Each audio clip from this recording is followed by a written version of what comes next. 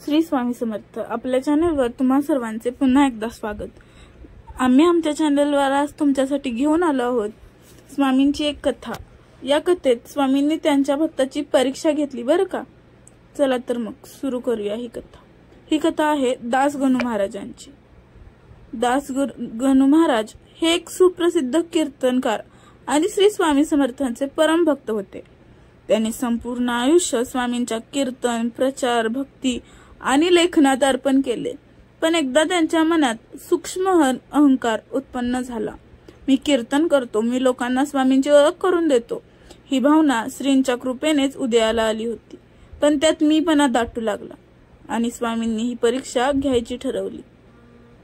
दासगणू महाराज संपूर्ण महाराष्ट्रात, उत्तर भारतात आणि गुजरात, हैदराबाद पर्यंत कीर्तन करीत असत। त्यांच्या कीर्तनाने हजारो भक्त भारावून जात। ते मोठ्या प्रभावी आवाजात श्री स्वामी समर्थांच्या लीलांचे वर्णन करीत आणि श्रोत्यांवर भक्तिरसाचा वर्षाव होत असे। संत, चरित्र, भजन, अभंग यांचा संगम त्यांच्या वाणीत होता। अनेकदा लोक म्हणत, दासगणूंच्या कीर्तनाने आम्हाला स्वामींची अनुभूती आली। हीच वाक्य ऐकून त्यांच्या मनात हलकेच एक विचार रुजू लागला, या सर्वात माझा मोठा वाटा आहे। लोकांना माझ्यामुळेच स्वामींची ओळख होते। स्वामींचा अंतर्यामी डोळा आणि लीलेची सुरुवात। श्री स्वामी समर्थ हे अंतर्यामी होते। त्यांनी दासगणूंच्या मनातले हे अहंकाराचे बियाणे पाहिले। हे बी रोखण्याचा आणि दासगणूंना आत्मज्ञान देण्याचा एक उत्तम क्षण होता। एक दिवस दासगणू एका गावात, बहुधा मुंबई जवळील गावात कीर्तनासाठी गेले होते। हजारोंचा जनसमुदाय होता। व्यासपीठ, पुष्पहार, शंखध्वनी, वातावरण अगदी भक्तिमय होते। ते कीर्तनासाठी उठले, पण आश्चर्य, त्यांच्या तोंडून शब्दच निघेना। नेहमीसारखी ओवे आठवेना। डोळ्यांसमोर काळोख झाला। मुखात जणू कोणीतरी मूठ भरून साखर भरली। जीभ हलेनाच। लोक चकित झाले। कोणी म्हणाले, दासगणूंना काय झाले? पण दासगणू मात्र घामाघूम, हतबल।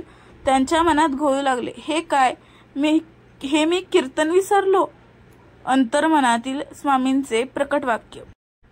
तेवढ्यात त्यांच्या मनातून एक वाक्य जणू ध्वनी प्रतिध्वनीसारखे उमटले, दासगणू, तू कीर्तन करतोस की मी करतो? तू लोकांना माझी ओळख करून देतोस की माझी कृपा त्यांच्यात उतरते?